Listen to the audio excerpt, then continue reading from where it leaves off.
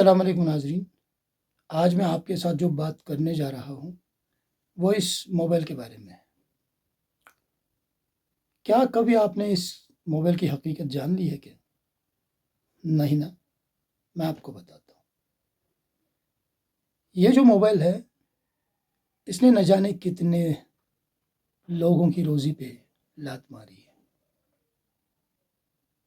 چاہے آپ یقین کر لو یا نہ کر لو. میں آپ کو بتاتا ہوں. ہمارے بچپن میں ریڈیو آیا تو لوگ گانے سنتے تھے، نیوز سنتے تھے، اور اسی کا سہارا لیتے تھے تو اپنا ٹائم پاس کرتے تھے. تو پھر اس کے بعد ٹیپ ریکارڈر آیا. پھر ٹیپ ریکارڈر کا زمانہ بھی گیا. پھر وی سی پی، وی سی آر، اور اس کے بعد پھر ہماری زندگی میں یہ موبائل آیا. اس نے ہر ایک چیز کو نگل لیا. مان لو اس میں جو بھی چیز ہیں وہ آپ سے شیئر کرنا چاہوں گا. اس میں آپ ریڈیو بھی دیکھتے ہیں، ٹی وی بھی، سنیما بھی، یہاں تک کہ ہم چٹھیاں بھیجا کرتے تھے، اور اگر کسی کو مجبوری ہوتی تھی تو وہ ٹیلی گراف آفس جا کر ٹیلی گرام دیا کرتا تھا.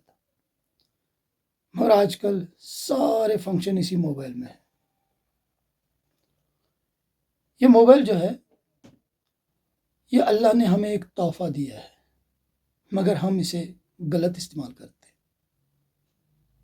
وہ کیوں؟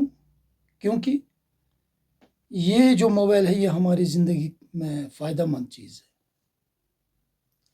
ہم اس سے ہر کام لے سکتے ہیں، لیکن بدقسمتی یہ ہے کہ ہم اس کو غلط اندازے سے پیش کرتے ہیں یا استعمال کرتے ہیں.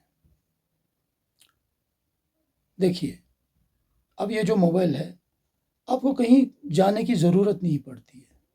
بینک میں اتنی بڑی لائنیں ہوا کرتی تھی، لیکن آج کل ڈیجیٹل زمانہ ہے. ہر کوئی اپنے گھر سے ہی بینک ٹرانسفر، جو بھی بینک کا کام ہوتا ہے گھر میں کرتے ہیں.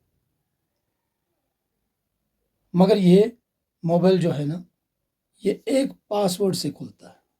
جو بھی آپ نے اس کو پاس ورڈ دیا ہوتا ہے اس سے کھلتا ہے یہ، اور سارا ڈاٹا ہمارے سامنے آ جاتا ہے.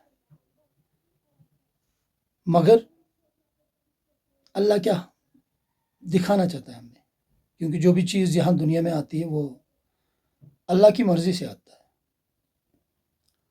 اور یہ جو موبائل ہے ایک پاس ورڈ سے کھلتا ہے.